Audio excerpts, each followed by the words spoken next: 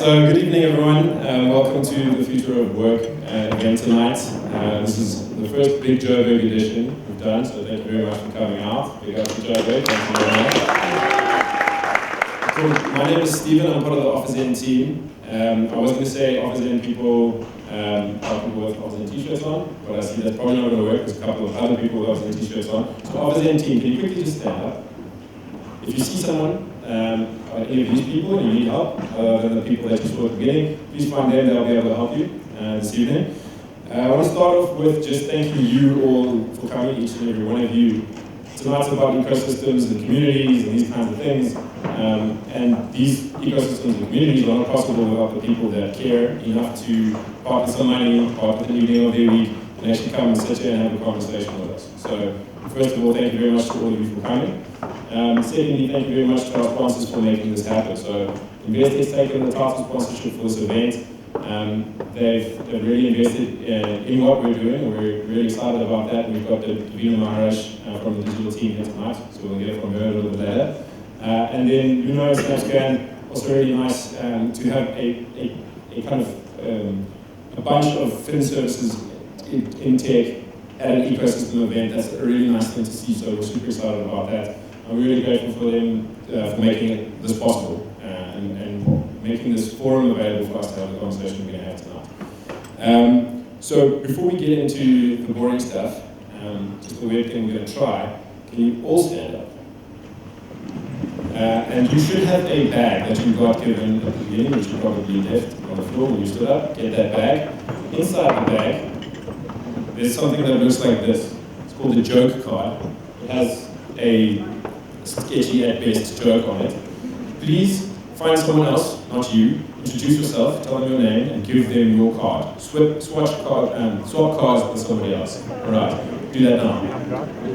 Hi. Okay, you gotta swap. Swap the card, read the joke, have a laugh, sit down.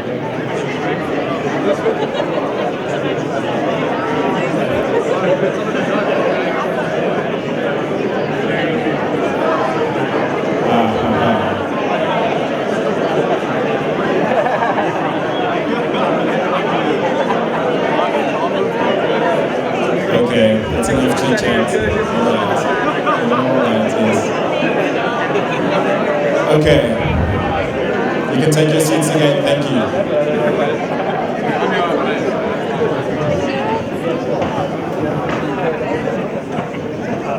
Alright, so that's, I think that was mainly just to break the formality of the evening, but also just to kind of demonstrate that the theme for tonight will be about the connections between the people here. It's all very well putting 180, 150 people in a room, but unless there's connections between them, there is no ecosystem, there is no community. So those little bits of connection are really important, so tonight we'll encourage you to keep working on those. So to the boring stuff, bathrooms, they're upstairs, at the back, or up that ramp. The Wi-Fi is venue guest. It does come up here every now and then. And you can connect, there's no password required. And then tonight, Candice, can you please take the stage? You can win, not Candice, but the hoodie that she's wearing. So this is the Miu hoodie. You can wear not that specific one, a one that's for us, you can sit down. So there's a competition to give away. You can win a hoodie like that. To do that, you need to tweet or post on Instagram with the hashtag #TheFutureOfWork and mention us at OfficeN. And then our very smart machine learning algorithm named Jamiro will pick a winner for the evening, and you'll announce that at the end of the evening. So please do tweet, share photos of yourself or what you think of the evening, or anything that you think the people that are not here this evening will find valuable at home. Okay, so the agenda of the evening is up there, as well as some animated pictures of the speakers. But this is welcome and announcements. Then we're going to move over to a presentation, and that's going to be from Milan, our CEO and co-founder of OfficeN. From there, we'll move into a panel discussion, hence the 4 little bucket seats here. I'll get the panel to introduce themselves later. And then we'll have a break, we'll go upstairs, grab a refreshment and a drink. And then after that, it becomes a two-way conversation. So then from there, there'll be 2 roaming mics, and that'll be the opportunity for us to have a conversation with you. So if you have questions, please save them for the second half. We do have more time for that slot than we do for just the individual panel. So it should be a two-way conversation, and that's kind of the idea of the evening. And then we'll close up network, and after the formalities are over, please do stick around, have a drink, and then we'll do some sweeties and stuff after the event. So it gets to the point now where I introduce our founder and CEO. So Milan is a software developer at heart, and he has a degree in electronic engineering. Is that right? Just marginally, let me tell you. Electrical and electronic engineering is what I've got here. So he founded OfferZen with his brother, and they were sitting in Silicon Valley at the time, thinking about this. We'll maybe tell you a little bit more about it later. But they've taken OfferZen from just an idea at the West Coast and brought it to a reality here in South Africa, and we're trying to make an impact on this local ecosystem. He's also the CEO of FireID, which helped incubate a bunch of companies, including Luno, SnapScan, Pondering Panda, and Journey Apps. So he knows a thing or two about what it means to collaborate as companies to be successful. So we think he's sort of qualified for tonight, which is why we asked him to stand up and give us a couple of words. And he's, as I said, he's been to the Valley, he's been around here, and he's super serious about investing in the ecosystem. So we could think of no one better when we thought of running an ecosystem event than our very own. So Milan, over to you.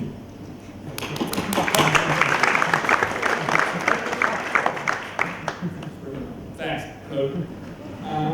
Yay. Got 20 minutes. Cool. So the other way of putting it is we have 4 people on stage tonight. 3 of them have spent time building tech ecosystem, 1 hasn't. Guess who they picked to talk about building tech ecosystems. So look at that. So in terms of thinking around tech ecosystems, the kind of, let's say, like founding belief of OfferZen is that software is an incredibly leveraged way to like make an impact. Okay, so it's like, and like so furthermore, our view is that kind of the impact you can make with software is going to be increasing and like rapidly so for a very long time still. Okay, so if you're thinking like waves of stuff, it's at the most we might be at the kind of end of the beginning of software. It's like barely started. Okay, so that's like fundamental assumption driving OfferZen. So to have software make large impact, ecosystems like tech ecosystems seem to be connected to that. So people talk about it quite a lot. And like anyone like wants to be like Silicon Valley, or how do you build the next Silicon Valley, or like those are often the kind of questions people ask. And my view there is the fundamental kind of thing is that kind of what an ecosystem does is it's like a multiplier for kind of individual talent and energy. Okay, so in theory, like one person or small team can write a bunch of code that's like does a lot of stuff. For that to have impact, it seems like it needs to be part of a broader ecosystem. I think that that's what makes Silicon Valley like super successful as a source of a whole lot of high impact stuff. And it seems generally where high impact software is built, it's to a large degree that ecosystem thing. Now ecosystems tend to be super fuzzy, like the definition thereof or what it is. So people kind of go, hey, we want ecosystems, it's important and stuff. But it's like a really, really hard topic. Hence, I guess, us in the evening trying to discuss and figure that out. So that's kind of like the high-level intro. It's like, so if you're like, software can change the world, but needs kind of the force multiplier of an ecosystem to do so. That's like basically the assumption. And trying to now dig into, okay, so what exactly is the ecosystem? How does it multiply kind of like individual talent and energy? Hope that's okay. Hope that's what you came for. Otherwise, that would be bad. Okay, so this is quite a hard question. Candace both bait and switched me in terms of like who else is going to be on here and having to do the talk. And then she was like casually, oh, just define what is an ecosystem, why it matters, why it's bad if there aren't ecosystems. Go. You have 20 minutes. So I did a lot of reading and thinking.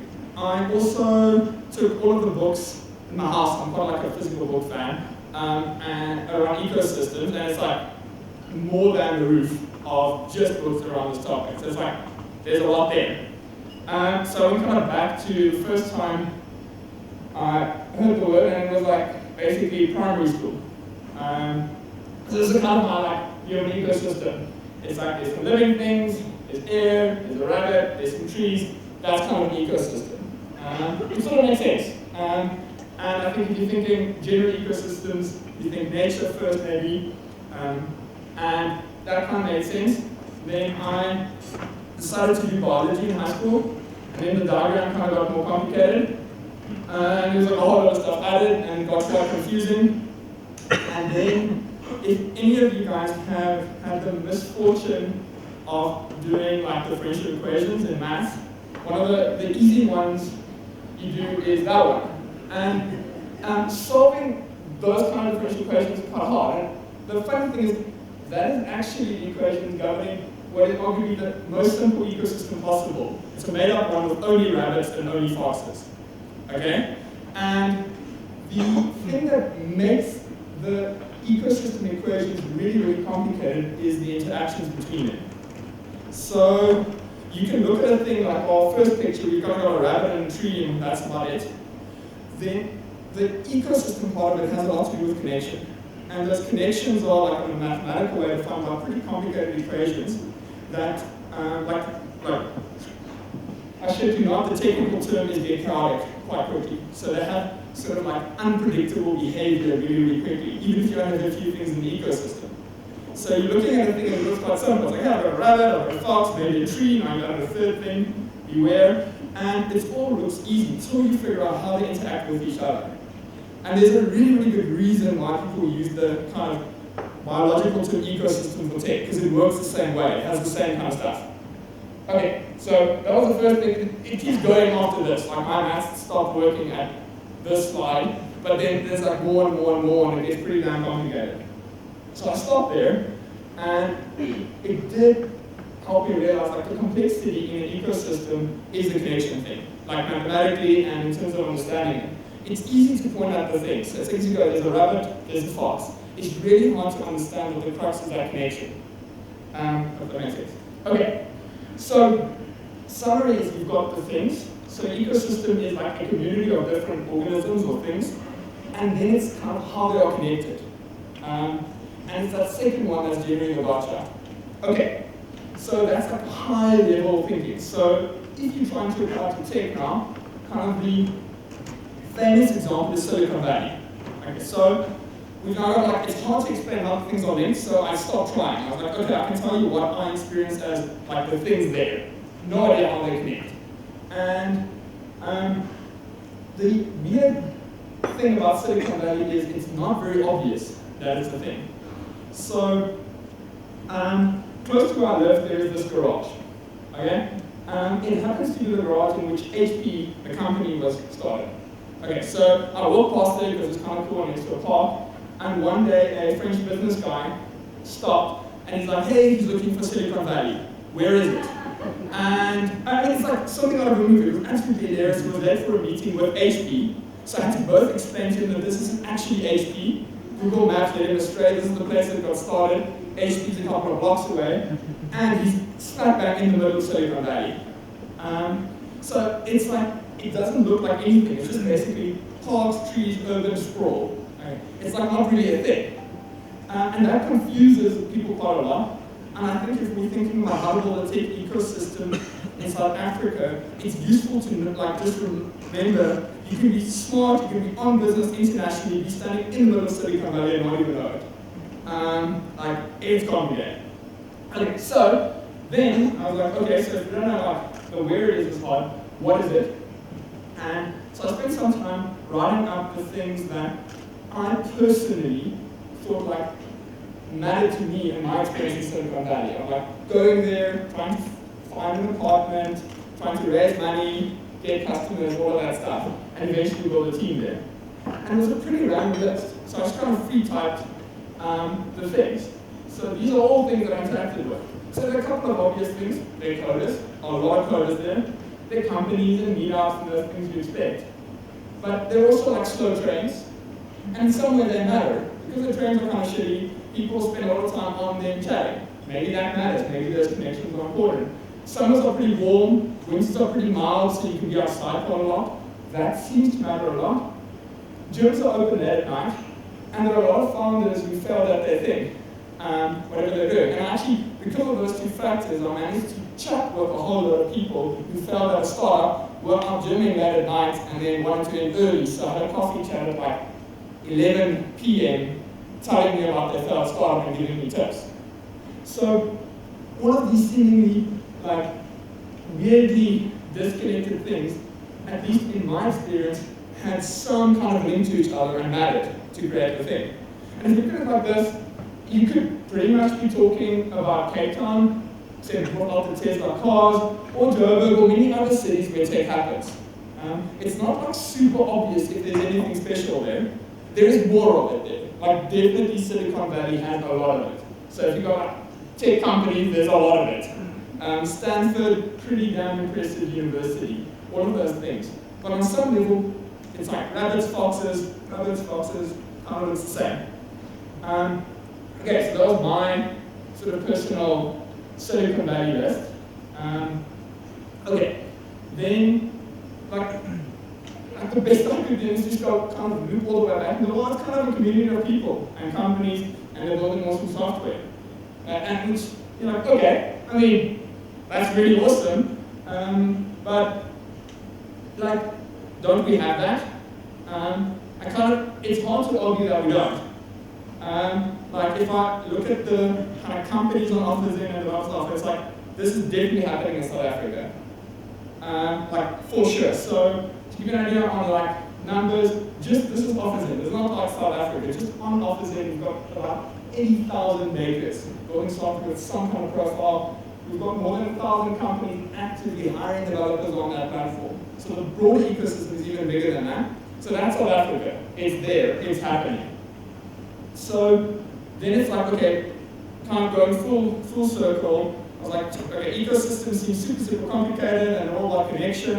And then it's like, well, if you really get to the essence, we kind of have it already. Is it worth talking about at all while we're here? You might be asking that right now. And I definitely think it's something around the subtlety of the connection. Like, that's the thing you want to double down on, that's the thing you want to improve on. It's not a binary thing. It's not like you are Silicon Valley or not. Like, we definitely a lot of that already, but there are some, I think, like, small lessons to be learned. Okay, so in terms of thinking what we're missing, in terms of like how do we make more of a world-changing impact from here? How do we kind of like build a tech ecosystem that's more of a multiplier? The easiest way to explain it in terms of the connection, like my kind of moment with connection was having this guy steal my beanie. So this is Cesar Hidalgo, and he is I think not pretty famous physicist, turned kind of like researcher in ecosystems, kind of like business ecosystems. So before he was famous, and so famous is very relative for physicists, but I happened to meet him at Harvard. I was very excited about it because when he later became more, I was like, oh, I'm a famous physicist, that's awesome. So he was doing like PhD research on basically economies and how they work. I don't know why physicists would do that, but he did. And then he applied a bunch of kind of like modeling on that to basically look at connections.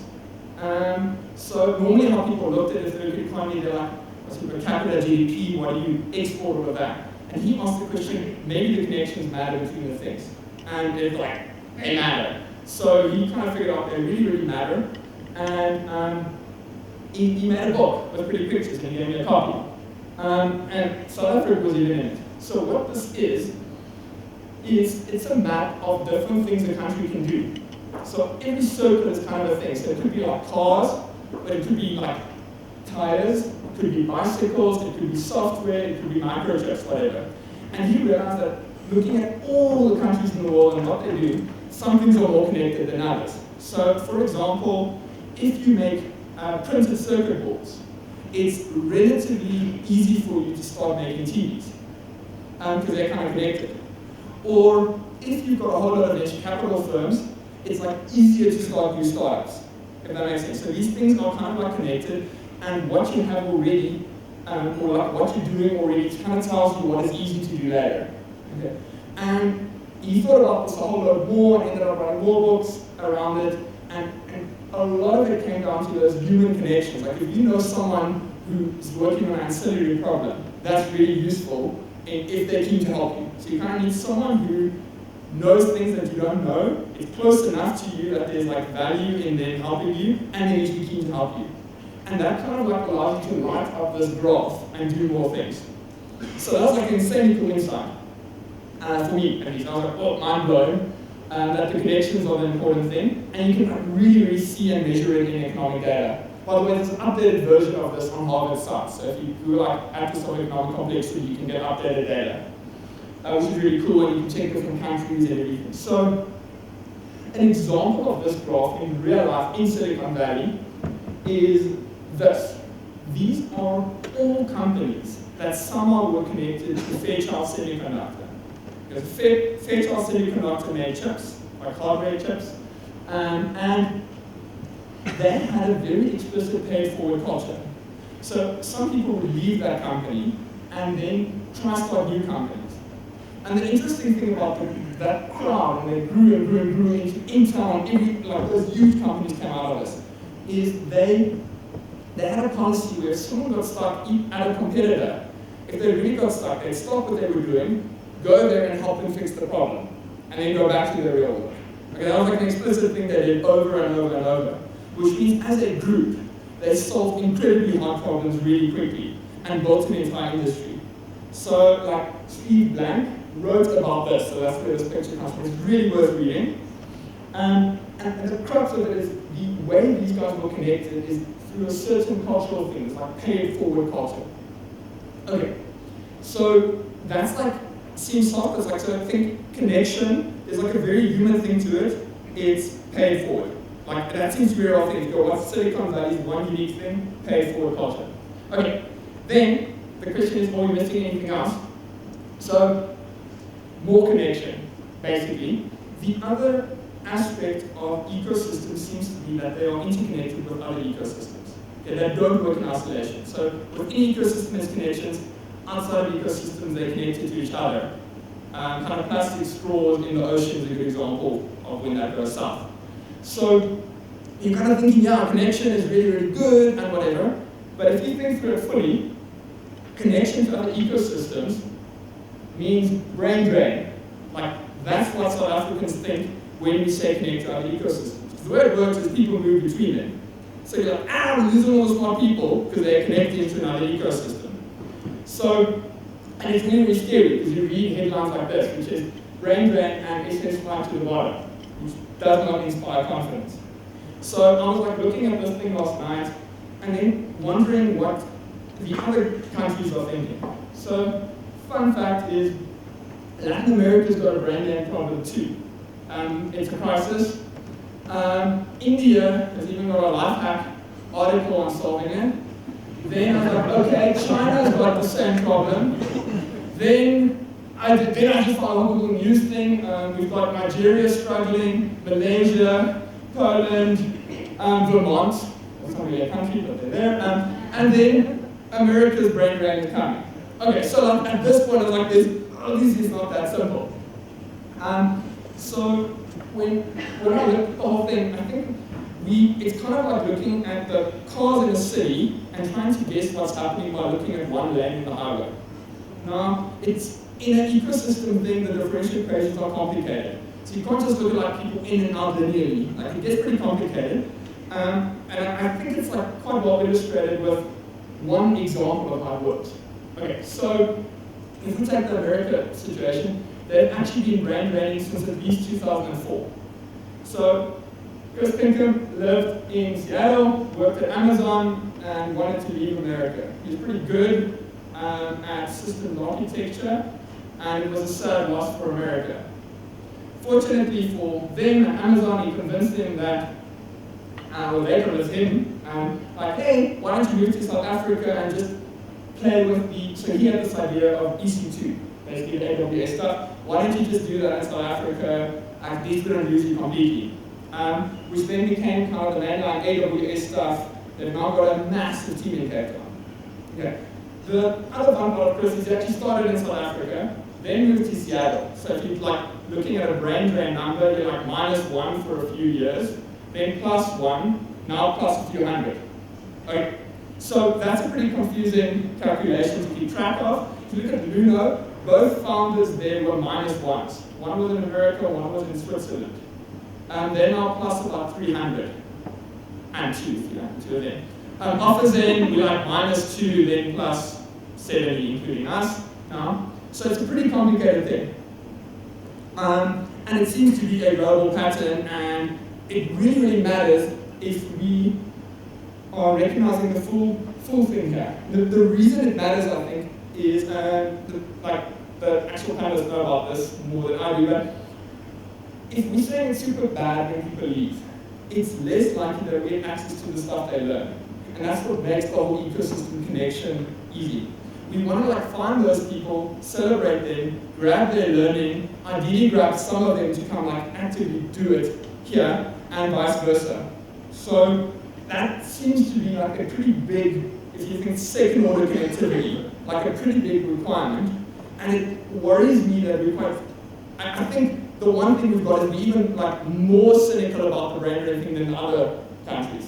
And that feels really, really scary on that point of view. Cool. Okay, so if you think just summary when you're asking us our questions, tech ecosystem, there's the stuff that's there. So it's kind of like the community of software makers and companies that you can kind of point at. But the crux of it is kind of the connection between them. And I think if we had to focus on one aspect of the connection thing that is worth taking away from Silicon Valley, is that pay forward culture. That seems it's hard to define and measure, but I think it's probably the most important thing. And then the last one is the idea that ecosystems to thrive need to be connected to other ones. And that scares the crap out of us, and it probably shouldn't, or at least we should find ways of managing that. These are the things. That makes sense. Thank you very much.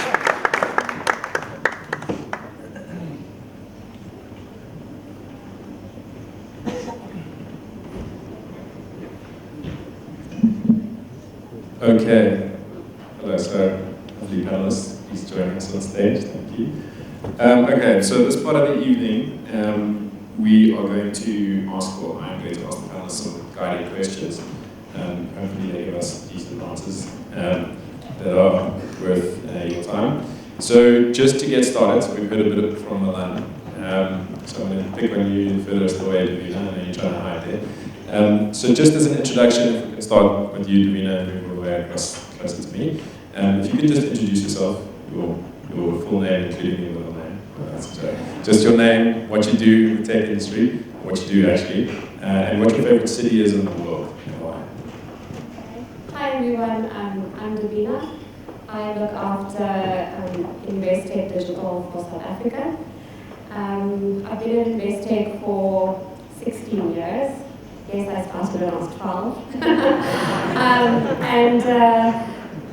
What was the question? Favorite city? So that's a tough one. I think I've lived in many cities around the world, but I love SA. And I've recently just relocated from Cape Town back to Johannesburg to be closer to my team. And so I'm a little bit kind of in between Cape Town and Joburg right now. But yeah, definitely two proud SA cities. Yeah. I'm still Milan. I think active choice, I've chosen to live in Cape Town, so I have to pick that. It's a bit relaxing and Joburg. But it's nice. I like it there. But you know, Awesome. So I'm Matsi Mudise. I have a company called Furaha. Furaha means happy in Swahili. And we focus on HR, outsourced HR solutions. But the reason why I'm sitting here is because for the past 10 years I've been involved. Actually, I started off at Investec as an investment banker. Well, an intern, you may not say investment banker, an intern towards being an investment banker. And I lived 2 years into it, and for the past 9 years, I've been involved in the entrepreneurship ecosystem. So I run an industry association called Simodisa, and it's about how do we promote, inspire, and grow high growth, high impact entrepreneurs in South Africa. So you can basically call us an ecosystem builder, and I think technology is one of the industries that we're very much involved in terms of policy, because it is a high growth, high impact area. And my favorite city, I would have to say Lagos in Nigeria. It's one of those weird things, because whenever I tell people that this is my favorite city, Nigerians like freak out. How do you skip Johannesburg, Cape Town, and then go to Lagos to have fun? But I think it's such an enterprising environment. The energy is infectious. I call it the Vegas of Africa. So if you ever have an opportunity to go to Lagos, you should go. Okay, thank you very much. So you mentioned high growth, high impact, so I'll just pick into that a little bit. So we had lunch beforehand just to try and get to know each other. We talked a little bit about the difference between helping one man on the street and helping high growth, high impact entrepreneurs. Can you unpack that a little bit for us? Sure. I think we have to bear in mind that it's 2019. South Africa has high levels of unemployment, one of the most unequal societies in the world, and we're talking about technology as a lever of growth in our economy. And so are we trying to empower companies that can employ exponentially more than 1,000 people? Or the man in the street that is just going to be selling potatoes and tomatoes? And I think it's important that as much as South Africa has a dual economy, the informal economy and formal economy, it's important for us to identify that who is going to create jobs. The fact that we have 29% unemployment and 56.4%, quite dyslexic, it could be the other way around, is actually young people. These are people that are supposed to be contributing towards our economy. It's a bit of a problem. And to us sitting here in Melrose Arc, it's a statistic. But to a lot of people outside, it's a reality. They have to wake up to having to struggle. When you wake up every morning, you're waking up towards something. But when you're waking up, as somebody who's unemployed, who's despondent, doesn't have opportunities, it's a different scenario. Hence the high levels of crime, which we all complain about.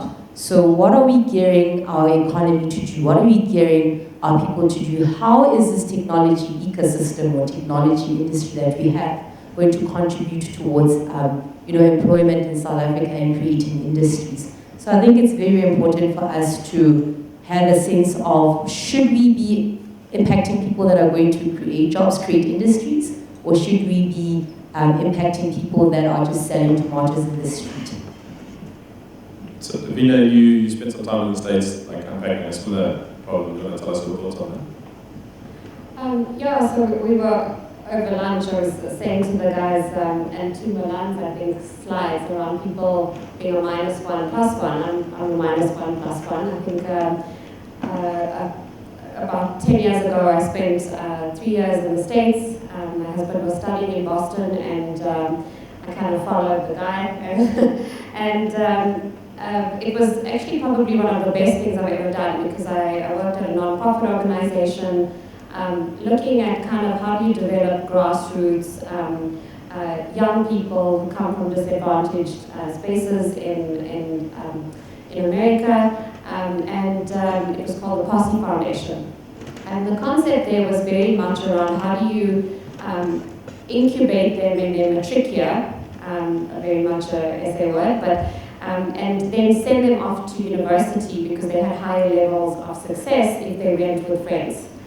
And I think you learn a lot, I think, working in non-profits and grassroots type ecosystems, because I think what was super exciting for me and very different, I think, when you're in corporate it's very competitive.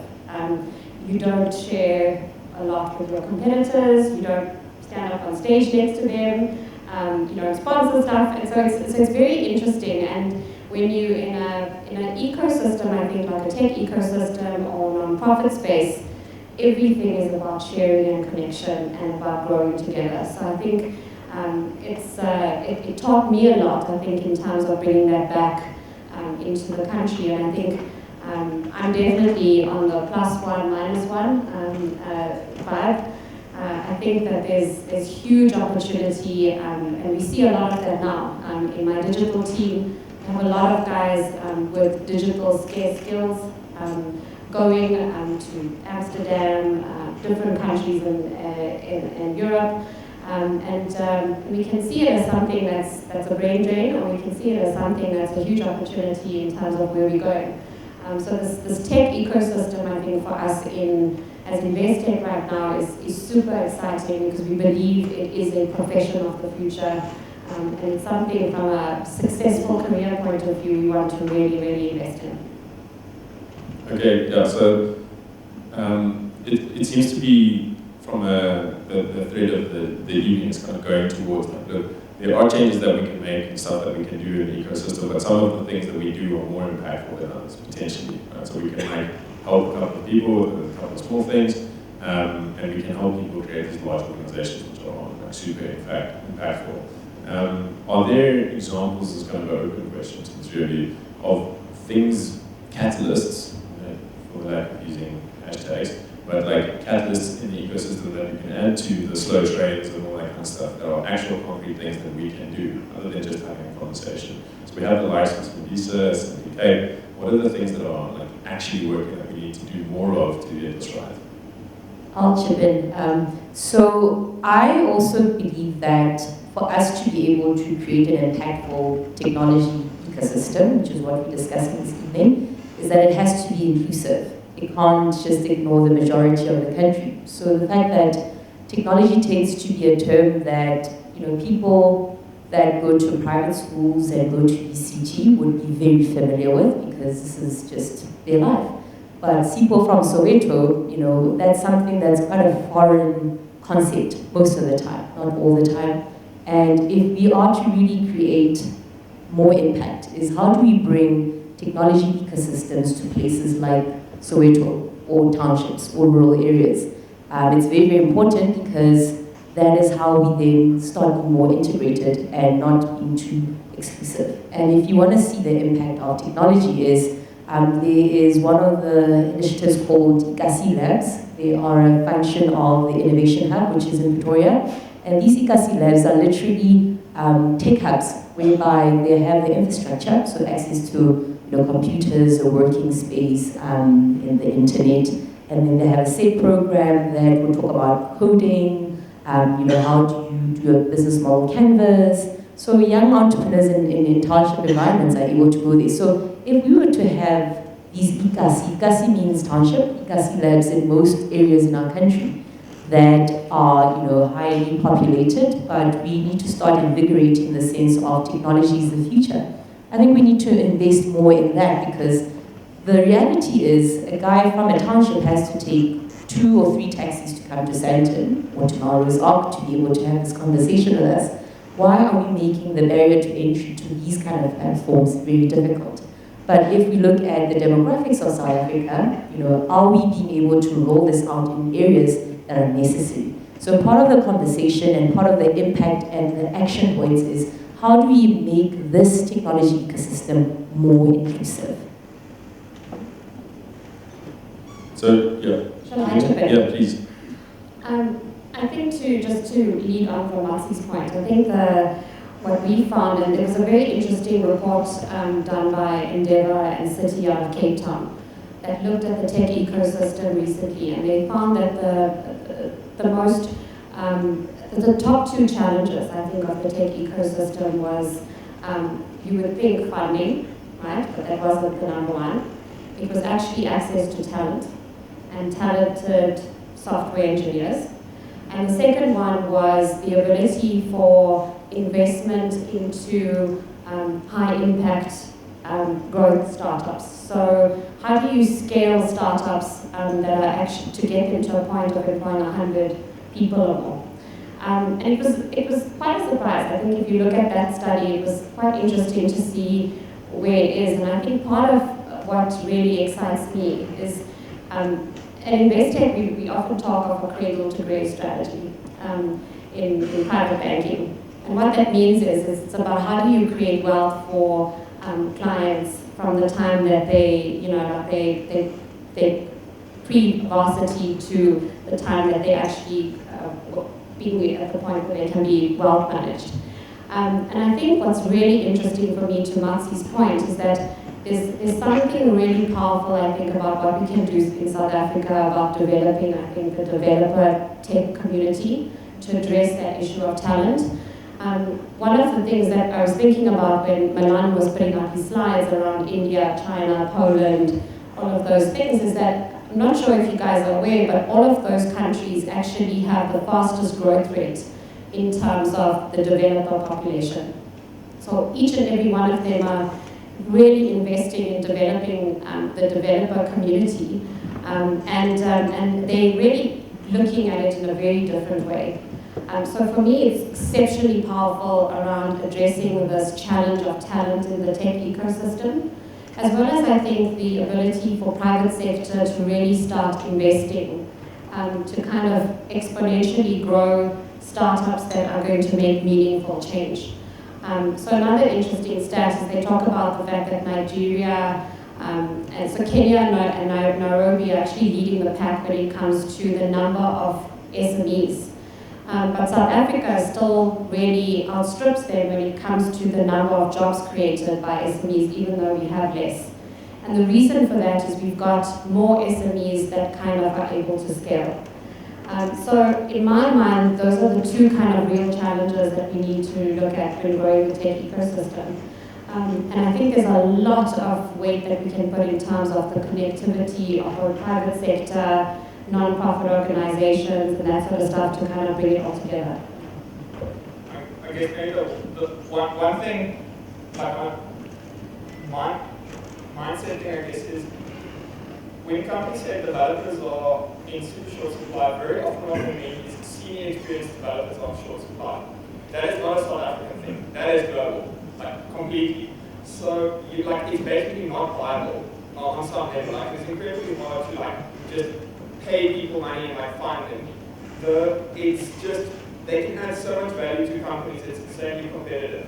That's nothing special about South Africa. The one advantage we have is we've got an insane amount of potential tech coders out there, but it's work to get them to be the final product. But I don't think you can cheat that easily. So I think one of it is in companies building those systems, just going, yeah, that's hard, it takes time, it takes years to do, but you become a senior experienced developer through going through the ropes. You don't just get a degree and then you're there. And that's just work. It's work for everyone, whether you're in Silicon Valley, in Europe, or South Africa.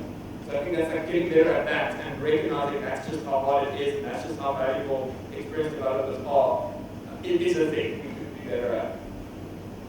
So given you also play a lot in helping these micro high impact startups, the Farad story I mentioned earlier, one of the examples of success, but what successes either locally or globally have we seen that we think are worth copying? Because generally, as you're saying, it's not our problem, it's a worldwide problem. There's underdeveloped, under-recognized, under-located talent around the world. Who's doing stuff that we should be going, hey, look, these guys are catching up to Silicon Valley because they're doing X and Y. Does anyone have any data on that?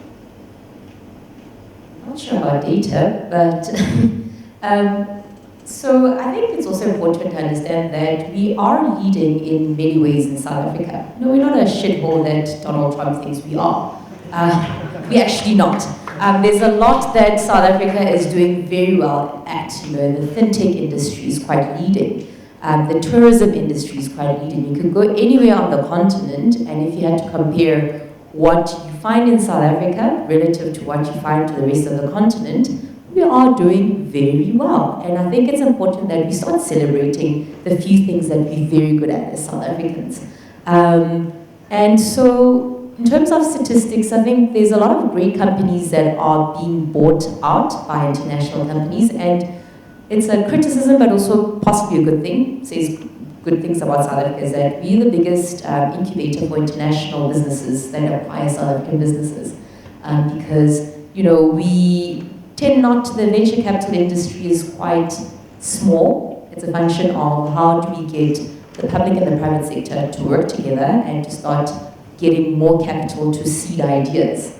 but a lot of successful companies are getting bought by international companies and not local venture capitalists. It's a bit of a problem because if VC is supposed to yield and start, getting and buying and, seeding small businesses, why are we allowing international businesses? So, I make an example of Simodisa, which is the industry organization I'm part of. Peter de Villiers, not the rugby coach, but Peter de Villiers, the techie. He's one very successful South African entrepreneur. He's been able to scale Clicketel globally. But Peter is a startup from Cape Town, like any of the startups that could possibly be sitting here. Nothing different about him. He's not from a privileged environment where he had uncles that had money that invested in him. He had to struggle like everybody. He had to sell his house and sell everything like a lot of people have to. But unfortunately, Peter had to basically move from South Africa to go to Silicon Valley. So that -1 plus 100 really did apply to the Clicketel story. And Peter is one of the people that founded Simodisa because he believed that one of the reasons why Simodisa exists is we have to create an enabling environment. We have to ensure that people like him, Vinnie Lingham, and all sorts of great South African entrepreneurs don't have to go to Silicon Valley to prove their worth. They could actually stay in South Africa, grow in South Africa, empower South Africa, and say we have grown organically South African businesses that are having global solutions for global problems, which is what Clicketel is.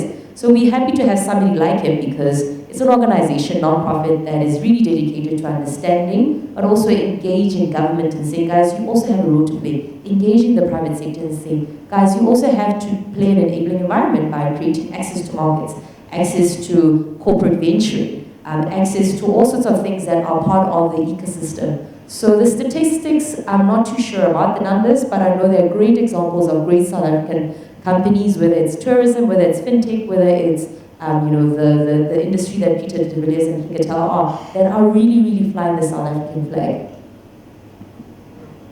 Maybe one thing I don't think we're that good at, I'm likely to think who's doing really well. So we recently, Stephen and I actually went to Amsterdam, the Dutch have, what they're doing insanely well is they are put like aggressive about trying to hire foreigners in tech things.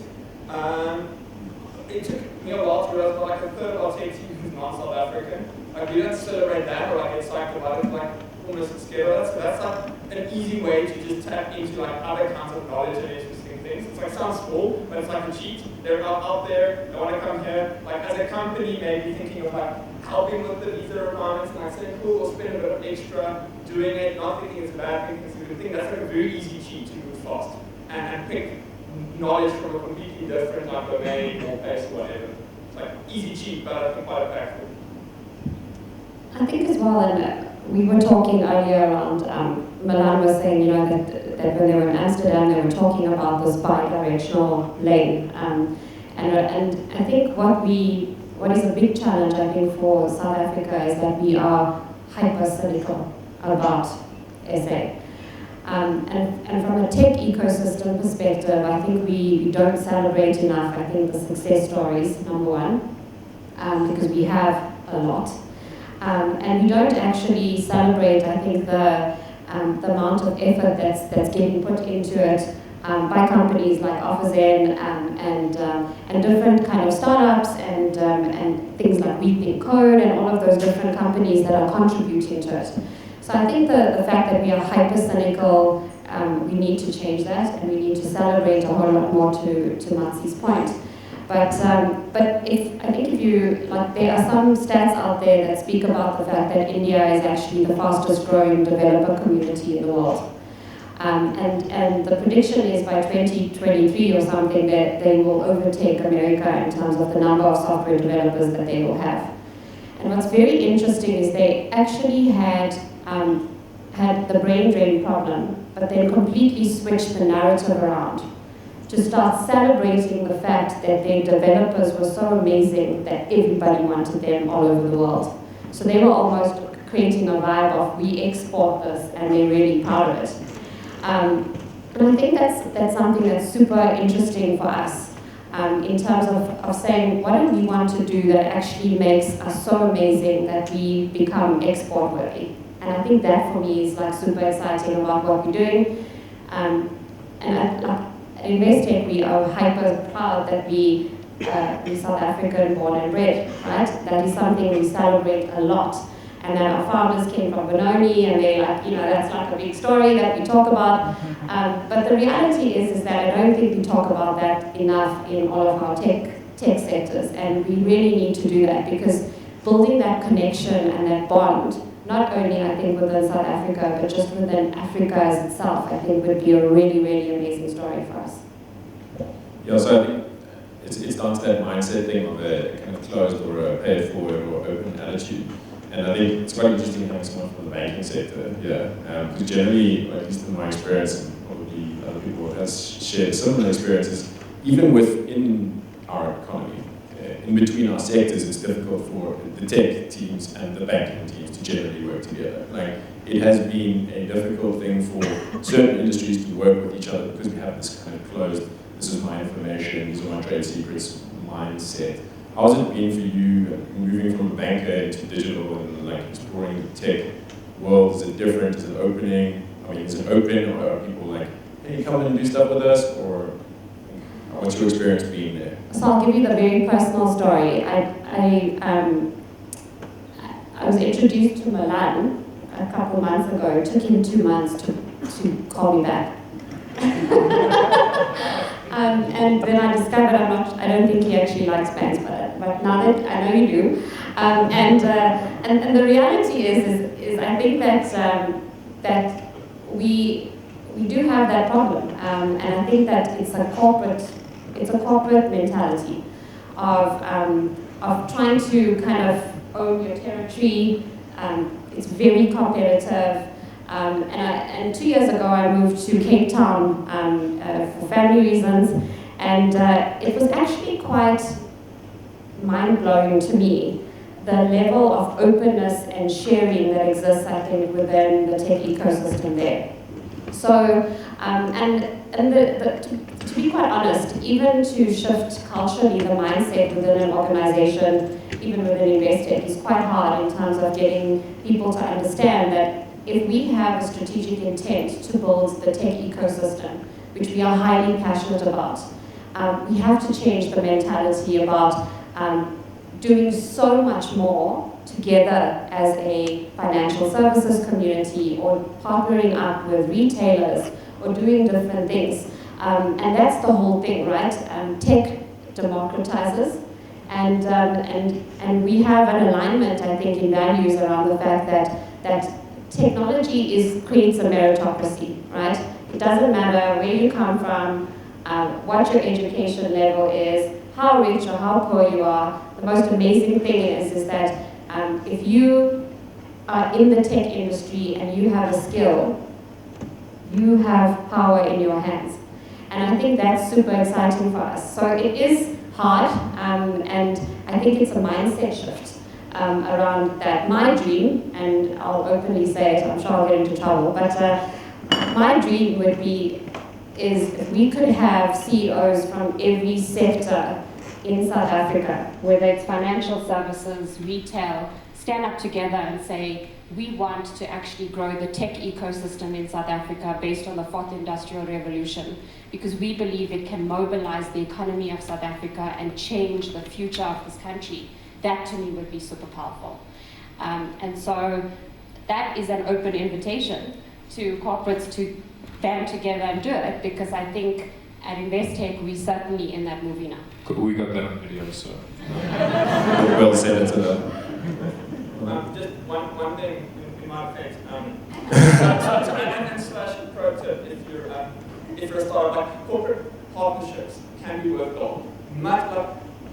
I'm super skeptical of corporate VC for like long expression. Corporate partnerships absolutely gold. That said, it's hard to name a big bank that I haven't like flown out for when you started with like no money, that cancelled the meeting 5 minutes before. Right. Okay. And like and then you keep doing that for like a number of times, and then you realize you wasted a year. So the pro tip is, you can tell, and the cool thing with the pro tip is they can go and it still works, is just only partner with people who at least come listen to you once. It works, like, it is insanely predictive.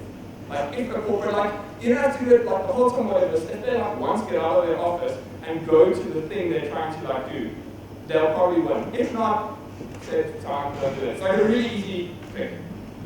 And the nice thing is that don't do it if you tell them, hey, it's still safe. Yes, please. I think for me it's more of if we could all play nice with each other in the ecosystem, because there's this great, let's perform in silos, because we all have one big pot to take money from, and so a lot of people get very territorial around, so these are our entrepreneurs, these are our techies, and this is our program. So they tend not to create a value chain of experience, a value chain of opportunities, and a value chain of development. So I think that's definitely what's missing in our ecosystem, our ability to really, really say, guys, what is the ecosystem of support? What is the value chain of support? And let's not be selfish about it. And also government, I don't think there's anybody here from the government, but whenever there is, I'm always open and candid around, guys, let's stop having a top-down approach, because the people on the ground are the non-profit organizations, are the organizations that run incubators and accelerators. So you get money from the EU, the AU, and all sorts of UNs and all sorts of organizations, and you are trying to reinvent the wheel. There are wonderful interventions that are happening on the ground, and how do we resource those? How do we start ensuring that things that do have impact are actually going to now go to the top? So the ecosystem will only thrive if we collaborate, but then the ecosystem will also only thrive if we are able to ensure that we are not creating an ecosystem that funds us or that provides opportunities for us and creates salaries for us.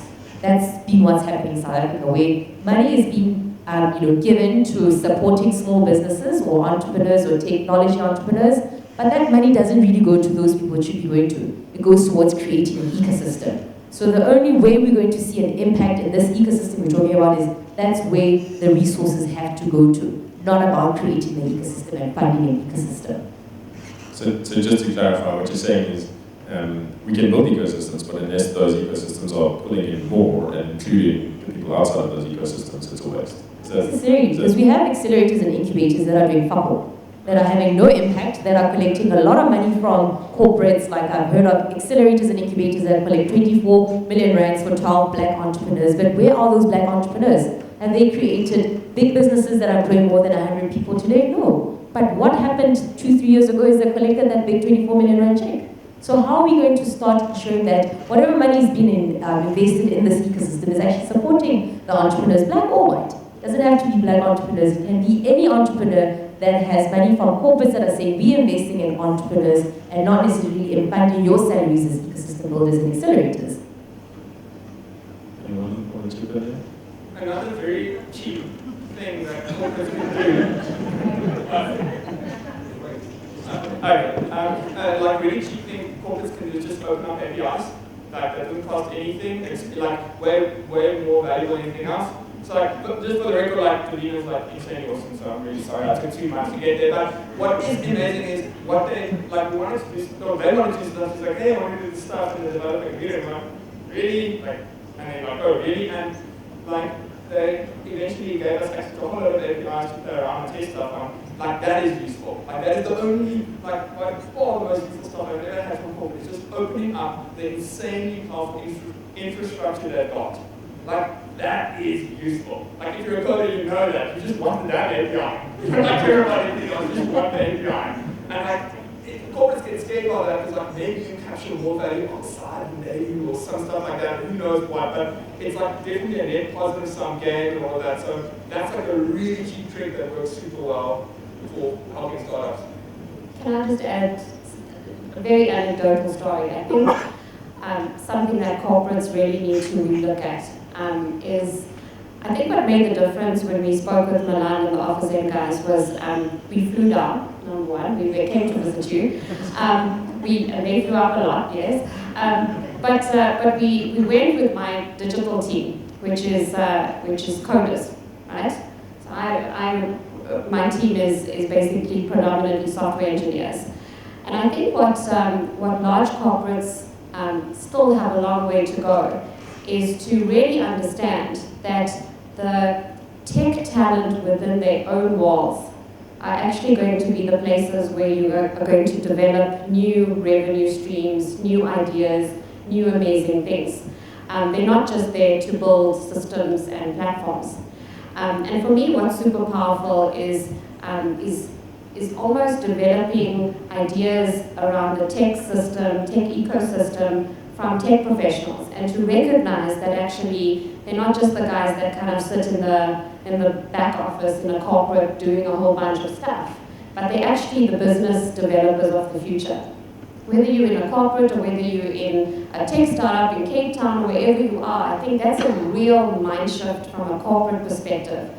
And I think we've done a lot of work internally around really getting people to understand that the way you empower and you develop businesses of the future is really to try and tap into people that you probably never thought those ideas were going to come from. So that for me is like a super powerful, just a small thing that corporate SA can really tap into.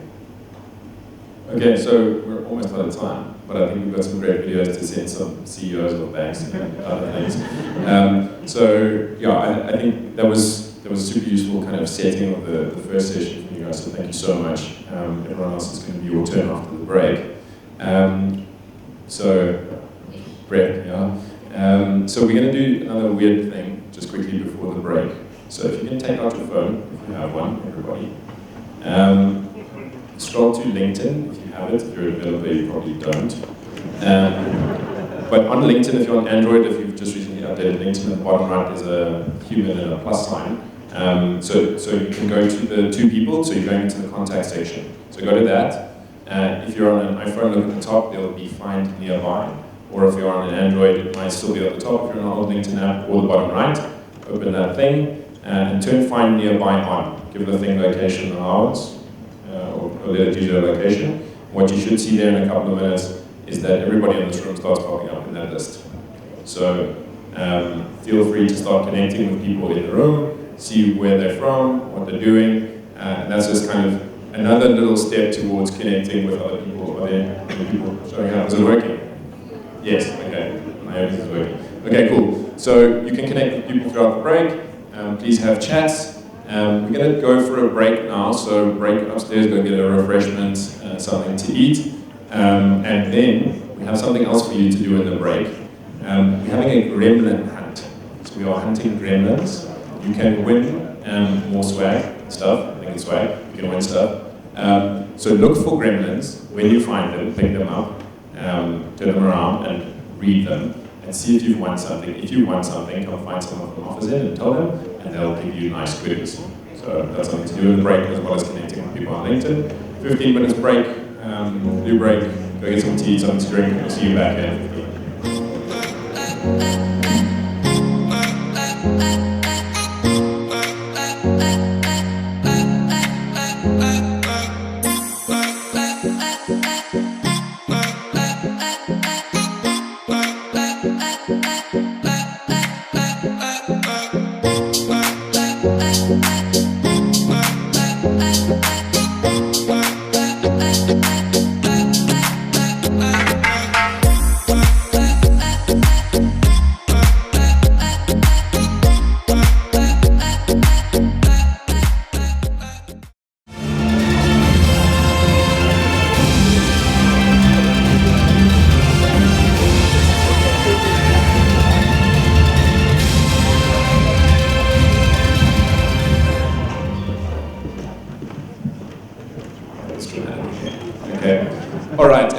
So this is your time to shine. We are going to open the questions to the floor now. So there are two roaming mics over there and one over there. So the way it's going to work is if you want to ask a question, you put up your hand. Mike's cool. Just yet. And then can I just ask that you please ask a single question. Please don't load up like 4 or 5 questions because it rids other people of opportunity, and it's also hard to remember all those questions. So, okay, go, put up hands. All right, actually we're so keen, so right at the back there. Cool, so you can direct it to anyone on the panel or just to the panel in general? Good evening, my name is Shekhar and I work at MWI Infosecurity. I already asked my question to Alan, but I would like an opinion from the rest of the panel. You mentioned earlier that we shouldn't necessarily fear brain drain because when these people come back to the country, they have the potential to add so much more to the ecosystem. Now, I've seen firsthand how many people are actually eager to get out of the country because of the frail economic situation. So I want to know, besides relying on the government to actually improve that, what steps can be taken to entice these people to come back and to actually have an opportunity to bolster the ecosystem? I'll hop onto that one. And I think purely because it's very real to me. I think running a dev team, we've seen in the last 6 months 3 of our devs actually go abroad. And you never know, I think, whether somebody is going to immigrate, never come back, or whether they are going to come back. I can talk personally around the fact that, you know, often you go abroad. Sometimes because it's a frail economy in South Africa. Sometimes you just want to go and get the exposure and the experience. And for a lot of, I think, tech professionals, especially in the ecosystem, it's sometimes a combination of both. So I think it's a very hard thing, and I can tell you just honestly, leading a team where it is a challenge is really hard to motivate the people who stay. So I think in terms of answering your question around what can we do, I think we've got to, and it's potentially why I think we're all here today, is because I think for people who are passionate about growing the tech ecosystem in SA, we've got to mobilize and get way more active than we've ever been. I think the reality is that these are personal choices, and my approach is very much around not about convincing people to come back, but really making it so attractive that it actually is not an option to stay away. Also, I think we tend to forget that we've got home turf advantage. No matter where you go, and I think if you speak to people anywhere in the world, whether they leave South Africa, whether they leave India, at the end of the day, people talk about home. And I think the proudly South African, those sorts of initiatives, the fact that from a corporate perspective, we've been looking, I think, just as a corporate, around how do you create opportunities for there to be this revolving door. I think sometimes we are quite stuck in our ways in corporate SA around the fact that if you've got an international footprint, we're not as fluid as creating opportunities for guys to kind of move between geographies because we're always too afraid they're never going to come back. And I think that's a really, really tangible thing is for, if from a corporate perspective, is about opening up that revolving door and giving people the opportunity to say, go, we're going to give you the opportunity to go and experience different countries within the culture, because we know actually that the multiplier effect of what's going to happen is going to come back. So one tangible example for me is about really making sure that where we've got international companies in South Africa, that revolving door effect is very real. I think to add to that, we have very tactile reasons why a lot of people would want to leave. So access to markets, South Africa is small relative to the US or any other markets. And then also in terms of the investment value chain, so there's a lot more, funding is easier in other jurisdictions than in South Africa. That's just the reality. But the one thing that we do not get right as a nation is our own PR. You know, we're not good at really self-promotion. If you're in an environment and there's a South African, an American, a Nigerian, somebody from Europe, somebody from Asia, South Africa is not going to be the country that's going to blow its own horn. The Americans will blow their own horn. You know, they're the loudest of the loudest people in any environment. That's why Silicon Valley is Silicon Valley. Everybody knows about Silicon Valley. Why can't we be promoting what we're doing as South Africa? Why can't we be saying that, you know, Silicon Cape is quite an environment in Africa that really has hot talent, that has, you know, hot companies coming out of it. So we really need to do something. It's a low-hanging fruit. How do we paint a pretty picture of what we are and what we can do and what we've been able to do as a country? So we shouldn't be the ones that are being modest. I mean, you look at countries like Nigeria. I mean, Nigeria doesn't have much like we do. I mean, when it comes to infrastructure, when it comes to, you know, the things that are really coming out of South Africa. We have shit hot talent, we have shit hot things that are coming out of here, but we're the last people to say, this is who we are, this is what we do. Nigerians are very confident people. So there's a lot of work that we can do with low-hanging fruits of ensuring that South Africans are able to attract South Africans and say, guys, we are blowing our own horns because we are a great nation. Right?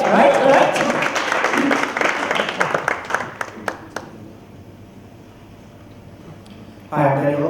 I just wanted to find out, we've spoken a lot about people immigrating or that -1, +1, but I wanted to get some of your perspectives on the role remote work is playing. And if, you know, I've heard that it's growing, and, you know, is it growing in South Africa? Are there more companies overseas that are hiring South Africans? And how is that impacting positively?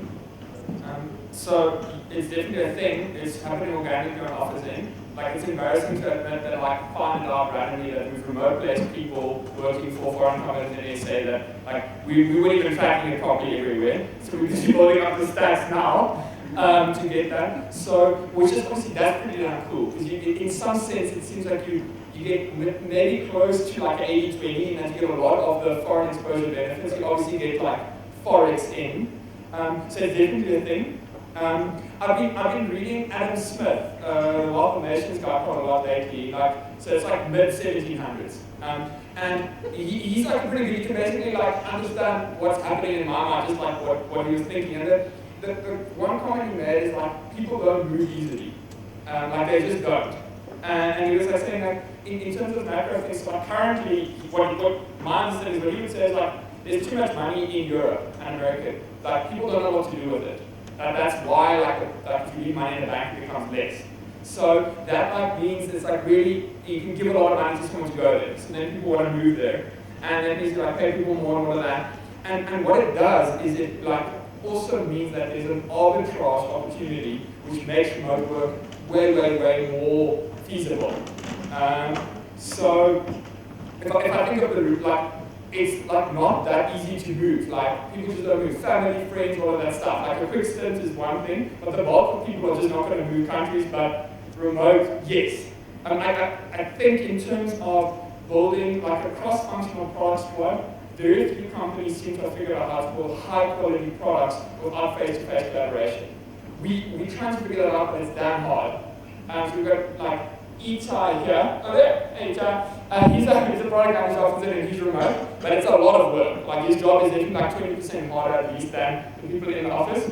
We like doing remote days on Thursdays, but it's hard. It's hard to do it fully remote, and I just think the arbitrage, as it keeps getting bigger, people will just be forced to figure out more and more, because you just can't find the talent. Like if you put your Dutch hat company on, they're like, sure, they're like recruiting a lot of people instead of, but practically they just can't find the people, and the key people they want aren't going to move. So they're forced to figure out that remote thing. So yes.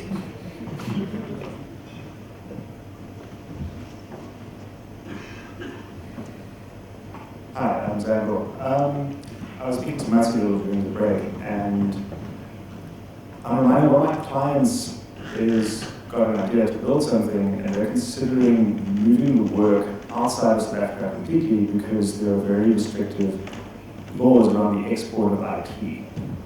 And they want to, at some point, attract foreign investment. And their big concern is that that's not going to happen, because the investors are going to be like, yeah, but how can I capture the value after I've invested because I can't take the IP out? And you said you had some comments around that.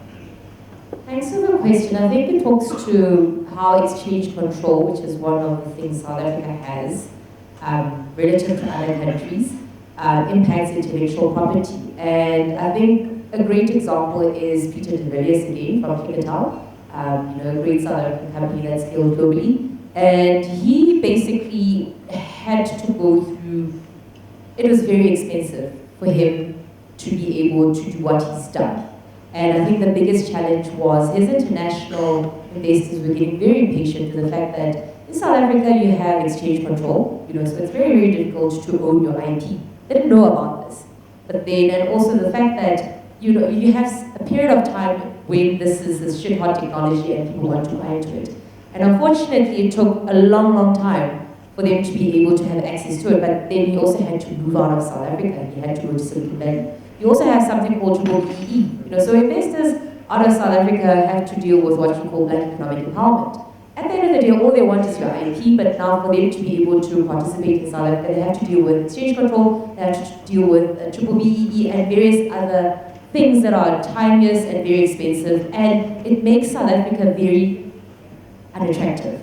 It really, really makes South Africa unattractive, and that's why a lot of people rather go register their intellectual property in Mauritius, or to Kenya or various other jurisdictions instead of South Africa. So that's something that if we had the government and perhaps the people that put these wonderful events together is, at some point we should get the regulators in the space because they can unlock a lot of value. They can make a lot of these things easier. But as Sibodisa, it has become less rigorous as what it used to be. Not to say that it's not a rigorous exercise. It's quite an expensive exercise. You have to get legal people in place.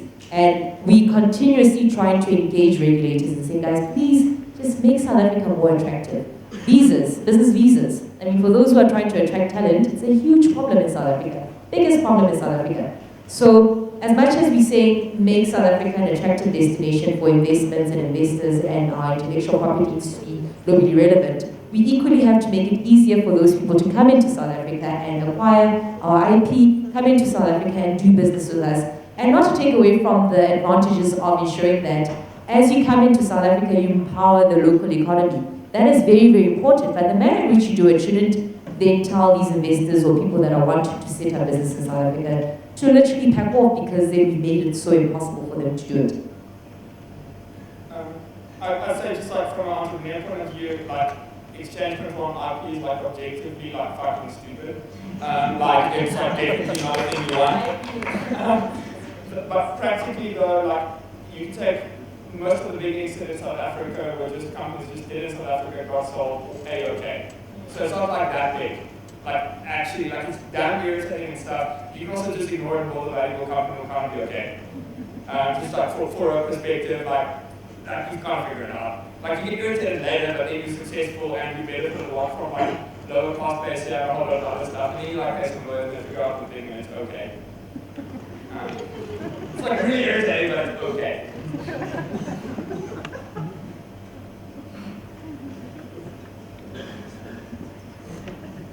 Hi there, I'm Matt. Milan said earlier, one of the most difficult things to get around the world is talented software developers that can provide mentorship and like serious skills in the software development community. How do we grow that talent and keep it within our reach in South Africa? I'll jump in there. I think that really is the question of tonight in my mind. And the reality is there's two things that we work with. I think when I was growing up, when you sit at the dinner table, your parents ask you, what do you want to be when you grow up? And it's either doctor, lawyer, teacher, CA, like those sorts of stuff, right? And I'm not actually sure that software engineers and coders are mainstream profession yet. And when, like, I know when I go home every day and if I had to speak to my mom and I say to her, I run the digital team, she doesn't know what that means. And if you tell her, like, I've got 70 software developers in my team, she's like, oh, so what? And the reality is, I think the big thing, and yesterday I went to my little girl, she's 9 years old, her parents' evening at school. So I went like gung-ho with this big agenda, right? This agenda to say, what is your curriculum around coding? And do you actually, starting at that level, around coding, and is that a mainstream subject? I was very happy because I got to speak to the teacher who was, they had a whole class, like a lab set up for design and technology, but not all schools are doing that. So I think for me, there's a real strategy around how do we start making the profession of software engineering to be so super aspirational that when my little girl who's 6 years old goes to school, she goes and says, I'm going to be a coder when I grow up. And we've got to start thinking like that. And I think it starts around making people feel proud about the profession and because I really do believe, and maybe I'm biased, I think software engineers are some of the most talented people I have ever met in my whole life, and I'm not one, but they are super impressive. There isn't a day that goes by where there isn't somebody in my team who comes with an amazing idea and like they're thinking about stuff that actually has nothing to do with banking. They are the guys that are going to change the future of this country because the way they think. And I think we have to really start mobilizing as a country and in all sectors, whether it's education sectors, whether it is talking in social circles. If you're a software developer, are you the person at the prize saying, I have the most amazing job and this is what I do? Or are you the guy that's like really quiet and not saying what you do because the banker is actually the guy that's doing it? So it's been very interesting, and even on a personal note, like working in a bank, the bankers are the guys that are the cool people, right? And I think the real challenge for us around growing this community is about how do we invest in not only like things like we really invest hard in ProMats, and we did that because we know that it's something that's going to contribute to like the development of this country. I really think that more companies need to start investing in the development of coding as a profession and what does that mean. And I really do believe that it starts with us really in the community as the tech ecosystem really being proud of the fact that this is a mainstream profession, and it's not a profession of the future, it's a profession of now. The one interesting thing I think about like becoming an experienced developer is it's kind of different from like a professional career where like the study thing is like important. So like you like it's a really bad idea if you doctor without kind of the certificate and training. Like if you take, so let's say an office in our CTO in this case, let's say he was registered and got a degree in presumably this field. I know for a fact he didn't learn to code there because I did all of his assignments. Like he had varsity. He didn't code at varsity, he signed me into tasks and I did his assignments. That was it. So I think the reason why I'm saying, he's saying it now, it's been now. The way he learned to code was afterwards doing projects, making things. And that's like the standard thing. I think it's like you in coding and like building a code it's around like making things. And I think that's how you learn. It's like if people like it and it's cool, and you do more of it and all of that stuff. So I think so that's like the individual, just make things, then you get better, that's how it works. I think in terms of like, let's say, corporate South Africa, it's valuing that. People who make things are important. So if you, part of, I think Silicon Valley's pay-forward culture is, the makers there have won. And they don't look like winners before they've won. So what's, like, I chatted to a VC there who did not invest in Elon Musk because he was a Muppet. Like, before all of the other stuff. And most people there know of stories like that. Like know you can like make a massive mistake because someone hasn't won yet.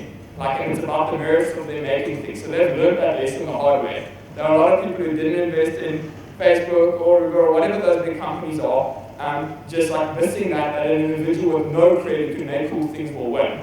And if you can like understand that's like business valuable and personal valuable, that helps a lot with like pushing development as a career, I think, and building those senior developers that we then maybe will be happy to lose and cycle around. Is that it? Okay, period.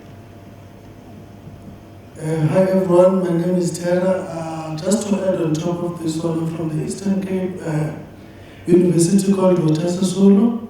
I'm sure 99% of the people don't know about it in this house. So what I want to add is, I think the most difficult thing that I experienced as a graduate in Eastern Cape is that I didn't see during my first year what would be my career as a software or as a computer scientist. So I think there's a lot of that separation between what a software engineer does, especially in the Black young community, because our parents are still in the sphere of doctor, educator, or nursing. So that is a very difficult one, and the challenge that I usually pose, because I started a society in the university now, is if you are a graduate of computer science in the university, do something to someone who's in first year by mentoring them. So I think that also brings upon the experience that people get from the corporate to the students, that will then result in terms of producing more people that make things other than study things. If you get a chance to ask her about the society started, it's pretty epic. It's like really cool and interesting in terms of like making people, like it's like from my perspective, it was like crazy the first time he told me like the people there don't know, like it's like his friends don't know coding's a real thing. Like as a career, I was like, that sounds makes no fucking sense. It's like the best career possible. And I talked about it, like what society does and stuff. It's like super interesting. It's like super embarrassing as well that it like was not obvious to me before he explained it to me. So I was like, cheap seats up there. That's good in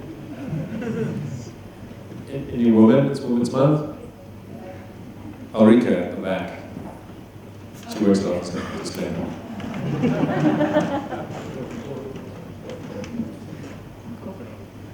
So my question sort of touches very much what the gentleman before said. I mean, we're sitting in a room and I've recognized a lot of software developers and software sort of professionals here. We're talking about the South African tech ecosystem.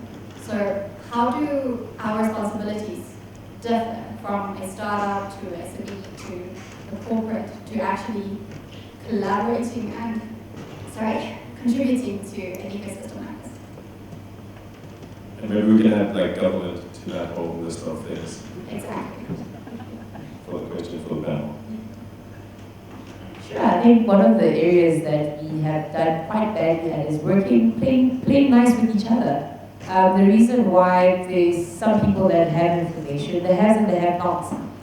It's a different way of looking at it now. You know, the has and the have-nots is those who have access to information, those who have access to opportunities, and is how do we create communities? And it's sad to say that places like Silicon Valley have done it very well. So it's a very integrated community. You know, if you're looking for funding, you know who to go to. If you're looking for information, it's something that's spoken about in bars and schools and environments. In South Africa, we're very silent. We have silent mentalities around doing things. And it's the biggest missed opportunity that we're going to have, because it's how do we create that golden thread that connects everybody. Of course, you can always, if you're interested enough, go on to the internet, Google is your friend, you can Google who are ecosystem players, what are the best accelerators, who's doing stuff in the tech environment, who are taking accelerators and incubators. But then we do need those visionaries that are saying that I'm going to not just do this for myself, but because I know information, I'm going to find a way of creating a club, creating a movement of sorts in my campus that's going to actually inform people, that's actually going to invite people to come into our campuses and inform them. So it's not things that cannot be done, but we need more visionaries. We need more people that are going to go beyond their own needs and think of how do I create a movement that's going to empower everybody else.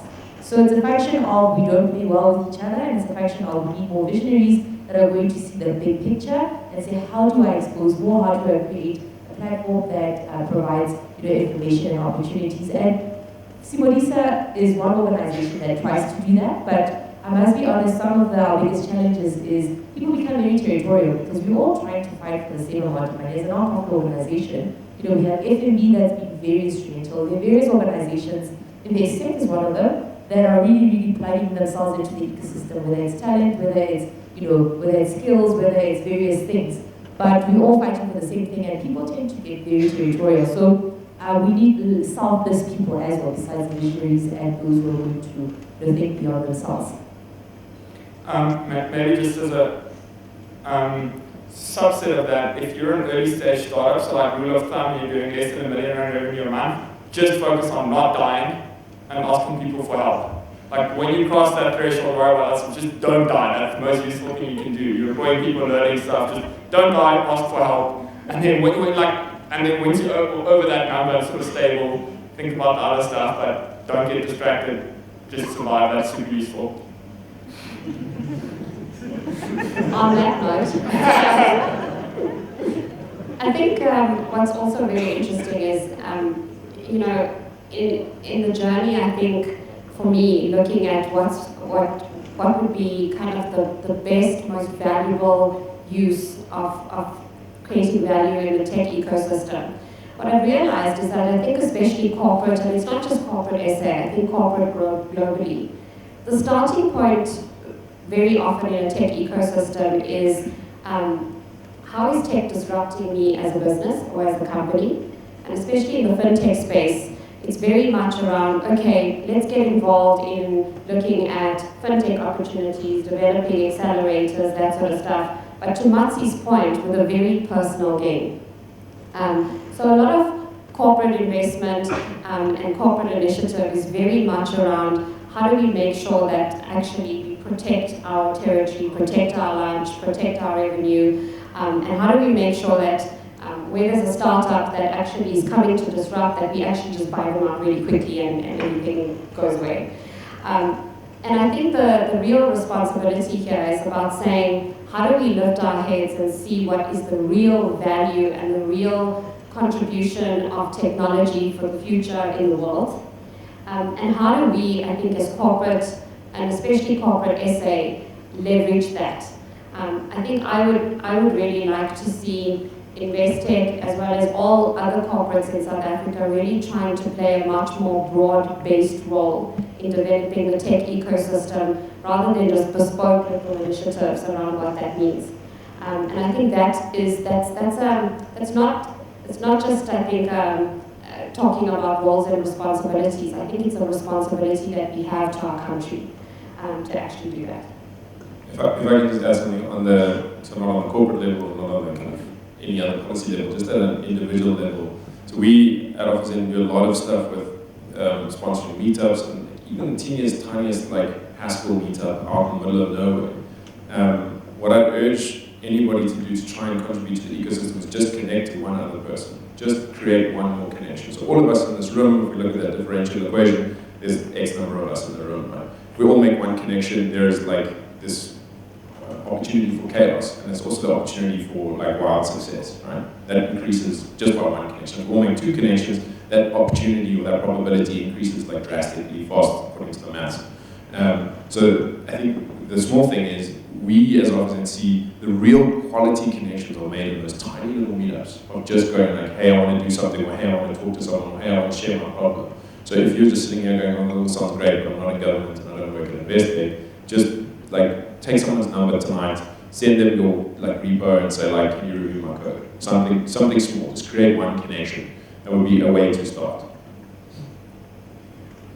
To me, in front. Do you want a mic? Please, Michael. Hi, I'm Tumi. So my question has to do with unlocking potential. So earlier, and I think the gentleman in the back spoke as well about like how do we make sure that we're investing in juniors coming into the tech ecosystem. And so there's a lot that's said about how we should be investing and how in a lot of ways we are investing in initiatives that teach coding early on. But unfortunately the reality is for a lot of the people trying to get into the ecosystem, it's really difficult to get in and then to succeed in those careers. And so I'm wondering, collectively as an ecosystem, what can we actually do to help the people who are coming into the ecosystem, number one, get in terms of meaningful employment, and then secondly, stay and succeed? Sorry, that was a compounded question, I know it's against the rules. That's it. Oh, hard. Me? You got answer, yeah. I think I do. I mean, it's about the skill component. I mean, how do we allow them to get in? We have to have the requisite skills. How do we keep them? They have to somehow be assimilated to the culture. There's a lot of, I think I'm quite an advocate for young kids from townships and rural environments. But that is where I come from. I come from, a small town in the Free State called Congo. So how did I make it in the big jungle? How did I make it in the big global world of the continent? Is I had the requisite skills. I was familiar with the culture of how people engage. The people that I'm asking for opportunities, knocking on doors, they have to relate to me. But a kid from a township environment, like, well, firstly, his English is not great, and we tend to laugh at it because he speaks broken English. But if a French guy or an Italian guy comes to you with his broken English, it's sexy and it's attractive, right? So we have to change that perspective of, well, not everybody is going to be the same, but how do you relate to them? Because we could be missing out on the next best South African startup that's going to blow up globally because this guy cannot speak the right kind of English, or this guy doesn't necessarily assimilate himself in this culture that we have. So those are some of the small things. So the skills are important, so he has to be able, and township kids are some of the smartest kids. You know, they're sharp, they have the ability, and some of them didn't use computers until they were in matric or in university. So I think as a South Africa, we have to, how do we start ensuring that these are things that young kids in all environments, townships, suburbs, are familiar with these concepts of coding? Well, I think I missed the boat because I'm 35 years old, I don't know how to code. But hopefully my children should be familiar with the coding language. And these are the kids that are going to participate in the economy, kids that are going to be competitive globally, kids that can go anywhere in the world and people will be able to identify with their skill sets. So skills are very, very important, and culture as well, our ability to understand that we live in a very diverse country, and so it doesn't mean that if I didn't go to a private school or to ECT, I'm also relevant. You know, I have something to add and I should be able to sit at the table and learn. I think there's just one last thing I'd like to add is that one of the biggest lessons we learned doing the Pro Maths program was really around this aspect of teaching people the skill, but to Matsi's point, also teaching them the skill of assimilating to a culture that's quite foreign to you. So oftentimes, what kids coming out of, and it was the premise of the work that we did at the nonprofit in the US, was around saying, how do you make sure that people are successful in a cultural environment that is completely foreign to them? They've never experienced it. I think what's super exciting, and like I've seen it, where Office-Aid, you guys offer really cool services around coaching, ad hoc services around putting your CV together, all of these different things. That's what matters and makes a real difference. Because I think often you could sometimes very often be overlooked, even if you have this coding skill, but actually you're not making it from a culture fit perspective in terms of corporate. And I think for us, what we've learned in the Pro Maths program is part of the curriculum is about how do you succeed in a culture that's completely foreign to you, and that is something that needs to be taught and learned. Okay, so I've got a sign pointing at me that says end on it, so I'm obliged to end this question session. Just want to give the panelists an opportunity to say anything if they do. I'm looking at me strangely, I'm not sure if that's just okay. All right. Okay, so I think to round it off, two of the three will be staying around afterwards. So please come and hang with us afterwards and chat, right? Make a connection tonight, whether it's one of the panelists or with someone else. But yeah, please do stay and create those connections. From here, we're gonna wrap up. So I'd like to say thank you very much to you guys at the most daunting, looking at that sea of faces. And the sea of faces, thank you to each and every one of you for coming, taking time out of your evening. And coming through. So please remember to actually talk to other people, take the number, do the thing. We do have some exciting stuff to do. Our machine learning algorithm is finished computing. Jamira, has it? Yes. Okay, can you come up and announce the Willy winner? Cool. Hi guys. If you are looking at the Twitter and Instagram, it's me. Pretty easy choice actually. I've never seen someone hustle so hard. So if Blake Roberts is in the room, he managed to take a picture of me doing the things and was tagging me on Instagram. I didn't repost those because I thought it was a bit vain. But well done anyways, you did a good job, dude.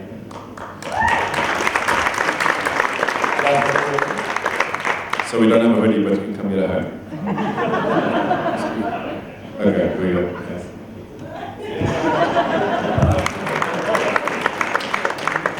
Okay. Okay, cool. Some other thank yous to our sponsors, to Investec, Luno, SnapScan. As I said, this is a ecosystem. It does not work without the people investing in it. So we need to make this place happen. We need a whole bunch of people. We need corporates investing in it. We need governments apparently to kind of play along. I'll leave that to you. But thank you to everyone for coming tonight. We really appreciate it. And there is no community without you guys. So thank you very much. So yes, give yourselves a round of applause. And then a special thank you to Alex, who's up there in the corner and campus in the front here. They pretty much do this for a living. This is their job. They are spend every single waking hour, hopefully, most of them, thinking about how they can create experiences like this to create connections between humans in our ecosystem. So a big round of applause for you too. And to all the officers and people who came tonight and helped out, thank you very much. Okay, cool. Then the last thing in line with this investment in the ecosystem thing, we are also doing a survey of South African software developers. It covers a range of topics, including immigration stuff we've discussed tonight. So if you haven't seen it yet, I think there will be a link to an email after this event to say thank you. And there's a link in the back. Yes. So please fill out the survey and look out for those results. Hopefully we'll have some interesting discussions around that when it's done. So please stay in network. There's some suites upstairs. So come and hang with us. And thank you so much for joining tonight.